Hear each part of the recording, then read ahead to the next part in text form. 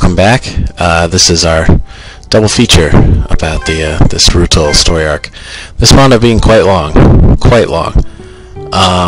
So I had to find a good spot in the middle to cut it, and it's it's right in the middle of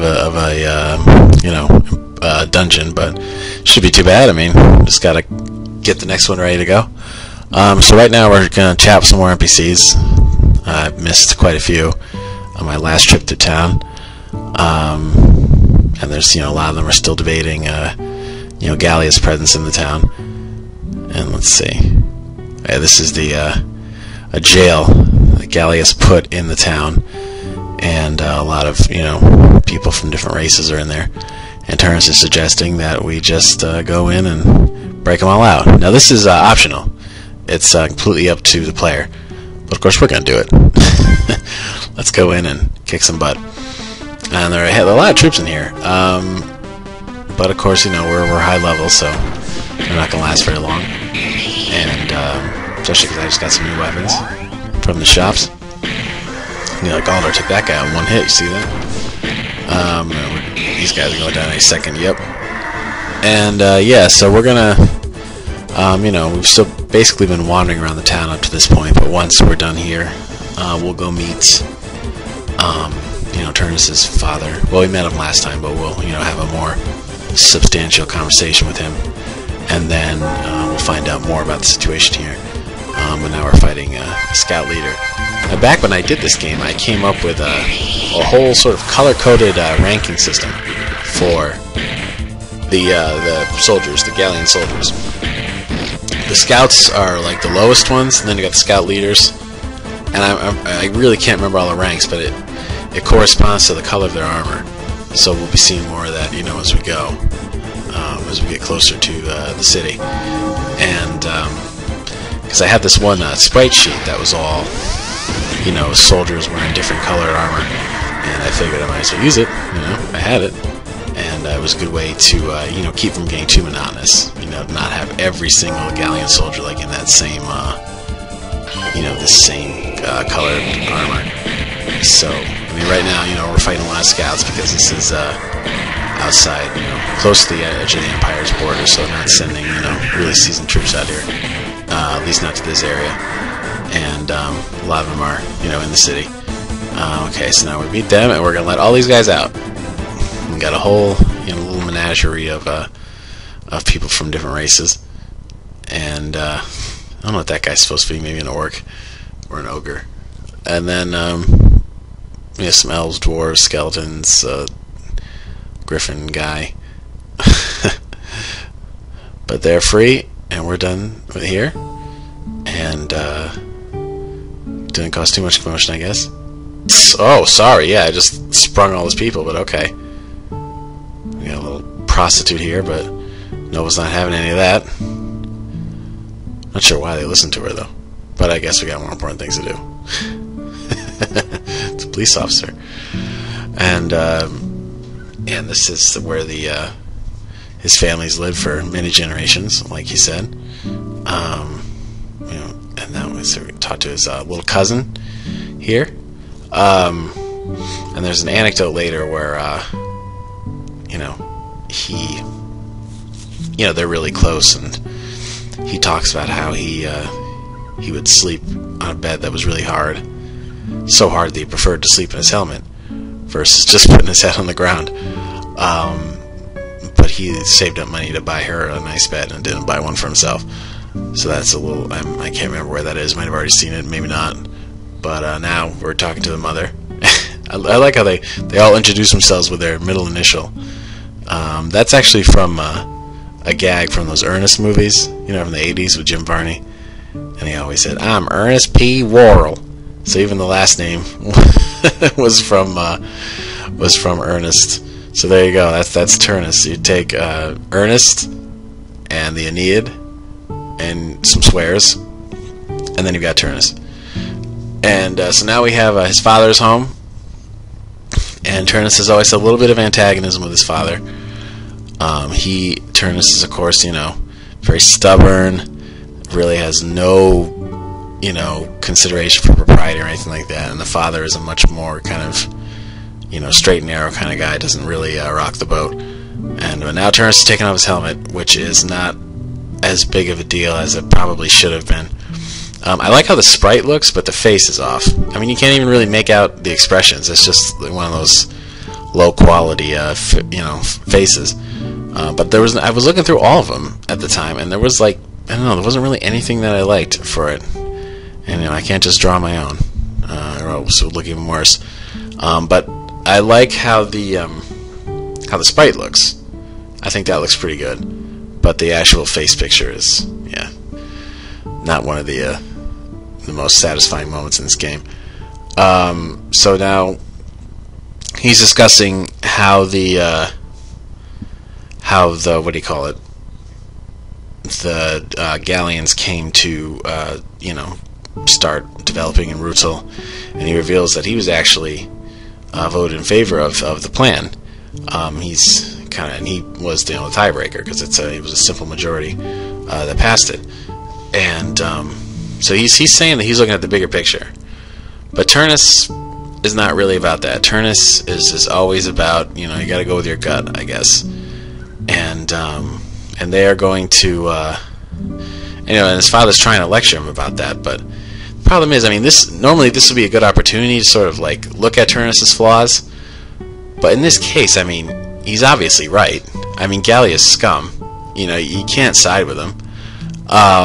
So it's just, I don't know, it's a little bit, from that point of view, it's a bit of a missed opportunity. I like this story arc still, but I think for Turnus's characterization, it could have been more interesting, I bet. Because, even if the player finds Turnus obnoxious most of the time, they're still going to be on his side in this particular situation. And so they're talking about how this, training facility, and they have no problem using the word ninja over and over again. That seems a little weird now. I wouldn't do that now. I think in Master of the Wind we were calling it just martial arts, more generic. But it is like a training facility for their people, and now they're basically letting Gallia turn it into a camp for their soldiers, and he is outraged. He feels like his childhood is being just demolished. It's almost like how somebody from my generation feels about the Michael Bay Ninja Turtles movie. Something like that. You're ruining my childhood.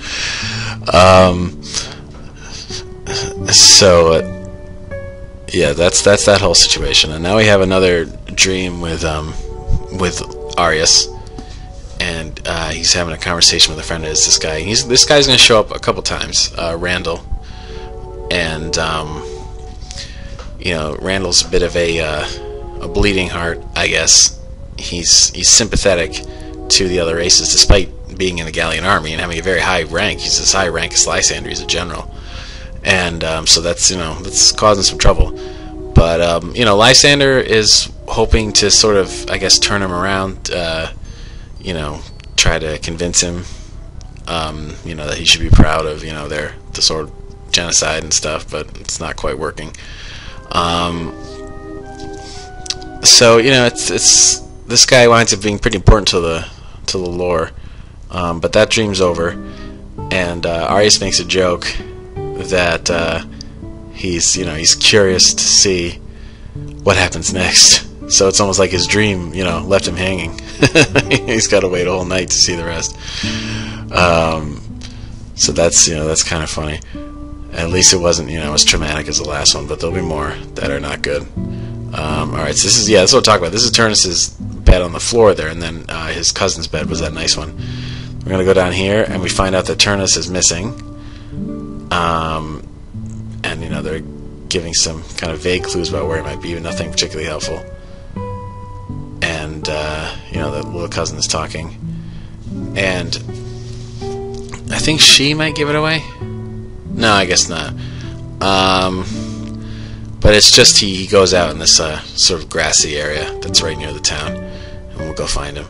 I think if you go around and talk to some villagers, they give you clues, but I know where he is, so let's just go. Here he is. Hey, Turnus.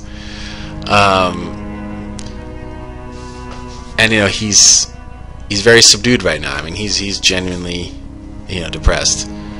And he's not cussing as much, I don't think, because he's just sometimes things get so upsetting that you don't even really want to keep up your patterns, or what you're known for, or your appearances. You know what I mean? It's just you're just sad, and that's what he is now. He's he feels like his past is being erased, and that nobody really sees his point of view. And I think this is probably a big deal for him growing up. It's probably one of those households where anger was kind of a dirty word, so he was never really allowed to express his anger. But that's, any parents out there, that's not a good idea, because then you're just going to have a kid with repressed anger who, is overcompensating for the rest of his life. So, it probably had effects on him. But now they're discussing, if there's any way that they can sort of reverse what's going on with Gallia. And Turnus is saying that maybe if he spies on them, he'll come across some new evidence that they can use to get the situation voted on again by the council. And if they get a tied vote when that happens, they have this thing called the Ritual of First Strike, which is this very primitive sort of contest that I made up. I'm not sure how I came up with it, but I like the idea. It's two guys, each representing a certain side of an argument, and then they fight, and it's not about, it's not like a typical fight. It's whoever hits first. Whoever hits the other guy first is the winner. So it's about like speed, evasion, and so that's what happens. That's what happens if you get a tie vote. So for now, we're going to go, and I got to get a key to a storehouse full of items that Turnus will use when we spy on the Gallian guys. And I believe it's this is funny. Yeah, she's like she's like, wait, he's never in a good mood. What's going on? Alright, so we're gonna go up here. It's in like it's in one of these pots. There we go. And then we'll head up and we'll see what's going on in the storehouse. Get some good items. And hey, look, it's Chrono.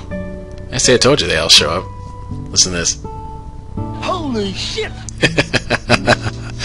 That's a clip from the movie Brain Dead, or Dead Alive. This old Peter Jackson movie. It's hilarious. So there you go. Chrono never talked in the video game, but he just talked now, and that's what his voice sounds like. So no wonder he kept his mouth shut. But yeah, like I said, I think all the Chrono Trigger characters show up, so we'll probably be seeing one in each town somewhere. Then you got some more people up here. This town is huge, man. Still haven't really been to it all. Alright, so now we're going in here. It's all sorts of goodies. Jackpot, baby. This is Turnus. And see, we got this. And he's going to use all this stuff and like more stuff. Wooden planks. But yeah, those will be useful. You never know.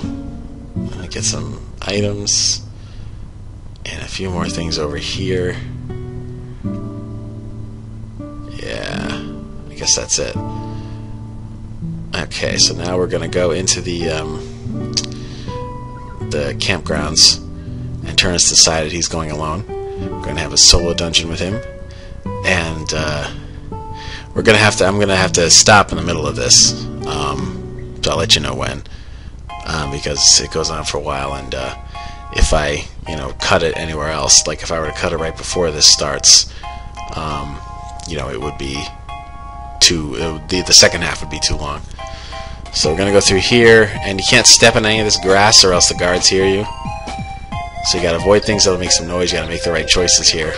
And then we're gonna climb down here, and see there's some guards kind of standing around, and we're gonna have to get past them later.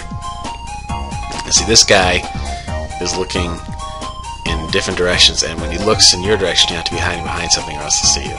It's kind of a Zelda thing. But this was fun to do. I had the idea, and it wasn't too hard to implement. A little time-consuming, but still pretty fun. And I guess the guy doesn't really have any peripheral vision, though.